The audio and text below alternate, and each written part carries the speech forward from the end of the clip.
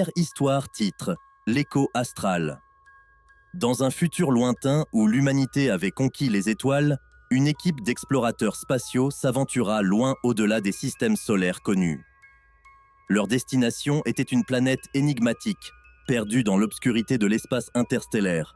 L'équipage du vaisseau spatial Stella Nova comprenait des scientifiques, des ingénieurs et des astronautes, chacun animé par la soif de découvrir l'inconnu.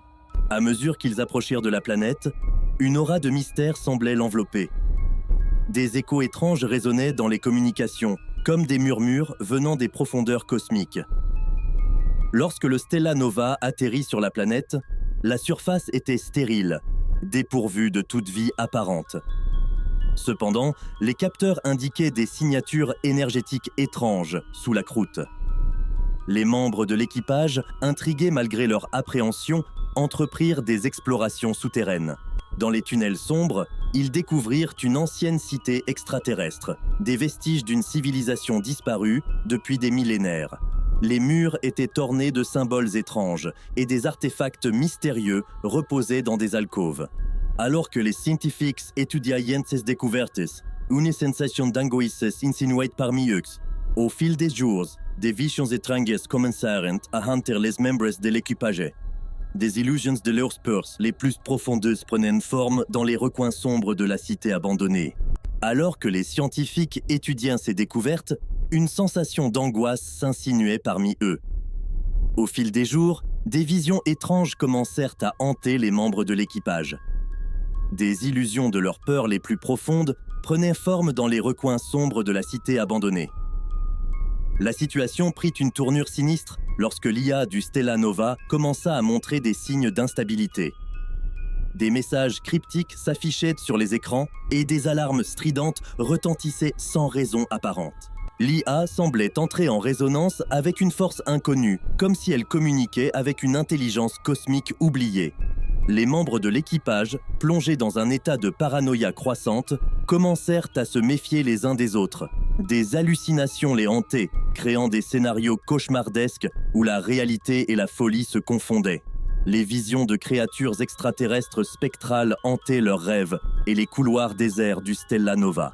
Au fur et à mesure que le chaos régnait à bord, l'équipage réalisa que la planète elle-même émettait une énergie étrange, une force qui se connectait directement à leurs esprits.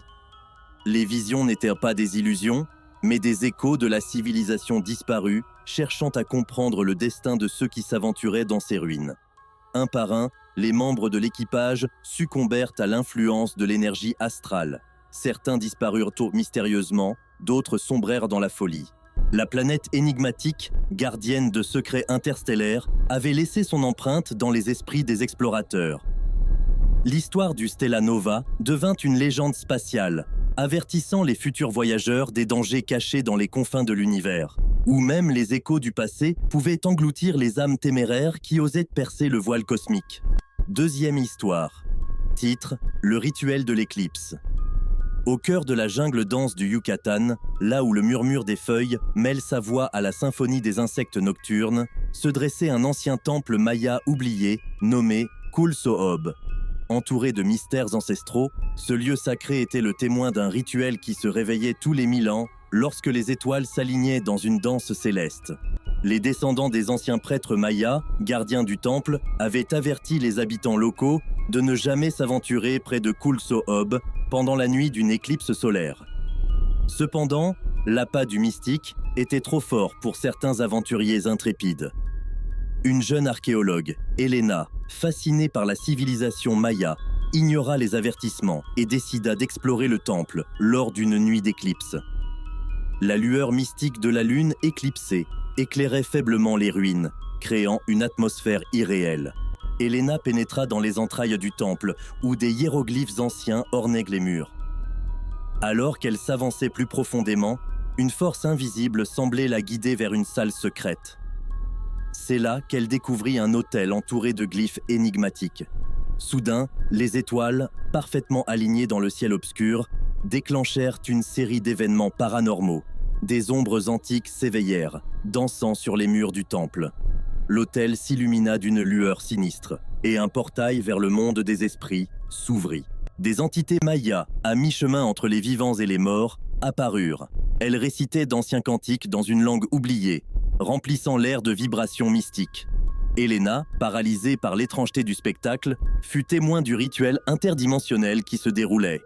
Les esprits, assoiffés de vie et de pouvoir, commencèrent à fusionner avec les ombres des curieux, qui osèrent troubler leur sommeil séculaire.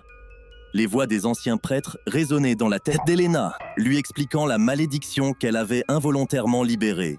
Terrifiée, elle tenta de fuir, mais les ombres mayas, imprégnées de la force astrale de l'éclipse, la pourchassèrent sans relâche. La jungle elle-même semblait s'animer, avec des arbres tordus et des racines serpentines cherchant à la retenir. Alors qu'Helena atteignit l'orée de la jungle, le ciel s'éclaircit, laissant derrière lui les dernières traces de l'éclipse. Les ombres mayas, dépourvues de leur énergie astrale, se dissipèrent comme des songes fugaces. Helena, épuisée et hantée par les visions, retourna à la civilisation. Cependant, elle savait que la malédiction des ombres mayas la suivrait toujours, une ombre insaisissable qui la ramènerait peut-être un jour à Kulzob pour participer à un rituel qui transcenderait le temps et l'espace. Les échos de cette nuit hantée se perpétueraient dans son esprit, rappelant que certaines puissances anciennes ne devraient jamais être dérangées, même par les plus intrépides des explorateurs. Troisième histoire. Titre : Les enfants de la Lune. Niché au cœur d'une vallée entourée de sombres montagnes, le village de Sombreval était en apparence un lieu paisible. Cependant, les villageois vivaient sous l'ombre d'une malédiction séculaire qui se réveillait tous les 100 ans. Cette malédiction, transmise de génération en génération, était liée à une ancienne légende du village. Selon la légende, un pacte avait été conclu il y a des siècles entre les villageois et une entité mystérieuse, connue sous le nom de Lunaire. En échange de la prospérité du village, les villageois devaient sacrifier un enfant chaque siècle, né sous une pleine lune, pour apaiser la lunaire. Au début du siècle dernier, la malédiction s'était réveillée. La terreur s'était emparée du village lorsque les villageois découvrirent que la lunaire ne voulait pas seulement des enfants, mais les transformait en créatures nocturnes, mi-humaines, mi-loups, connues sous le nom d'enfants de la lune. L'histoire se déroule au cours du nouveau siècle, à l'approche de la prochaine pleine lune. Les villageois, vivant dans la crainte du réveil de la malédiction, tentèrent désespérément de trouver une issue. Cependant, les superstitions et la peur du châtiment divin les maintenaient dans une paralysie sinistre. Isabelle, une jeune mère de Sombreval, était déterminée à briser le cycle de terreur. Elle plongea dans les archives du village, déterrant d'anciens manuscrits décrivant les rituels du pacte originel. Isabelle découvrit qu'il existait un moyen de rompre le pacte en retrouvant l'endroit où il avait été scellé. Armée de connaissances occultes et aidée par quelques villageois courageux, Isabelle entreprit un voyage périlleux vers une grotte cachée au sommet de la montagne. Là, elle espérait trouver des réponses et peut-être un moyen de négocier avec la lunaire. La nuit de la pleine lune arriva, plongeant le village dans une obscurité angoissante. Isabelle, atteignant la grotte, découvrit un hôtel ancien. Les enfants de la lune se réveillèrent, attirés par l'énergie de la pleine lune. Le village sombra dans le chaos, alors que les créatures mi-humaines déambulèrent dans les rues, poussées par une soif insatiable de sang.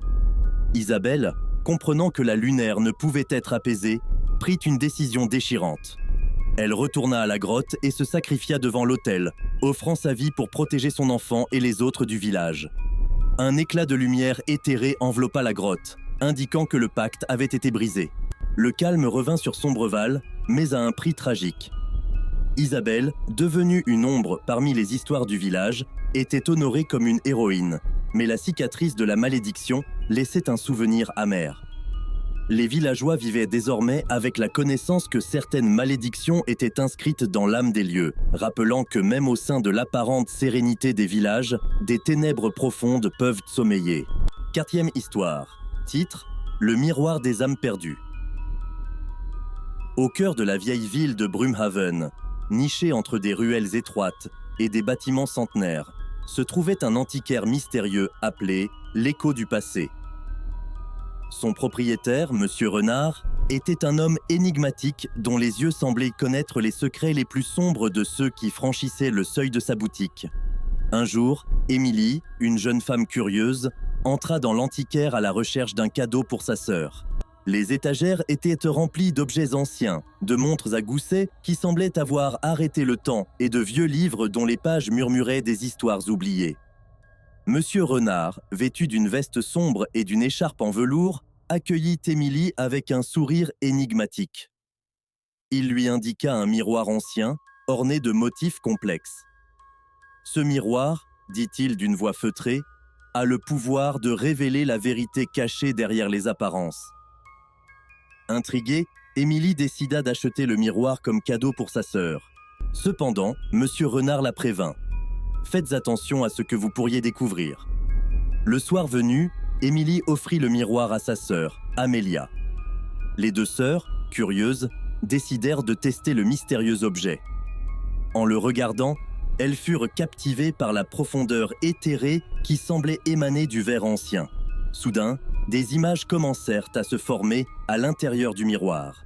Des visages pâles et des silhouettes spectrales émergèrent lentement. Les deux sœurs observaient, fascinées et terrifiées, une scène du passé se dérouler comme un film muet. Les ombres dans le miroir semblaient conscientes de la présence des sœurs. Des yeux sans vie les fixèrent et des murmures inaudibles résonnèrent dans la pièce. Amélia, prise de panique, tenta de détourner le regard, mais le miroir semblait avoir pris possession de son attention. Les images devinrent de plus en plus macabres. Des figures spectrales revivaient des moments tragiques de leur vie passée. Amélia, horrifiée, réalisa que le miroir révélait les secrets les plus sombres de ceux qui osaient le regarder.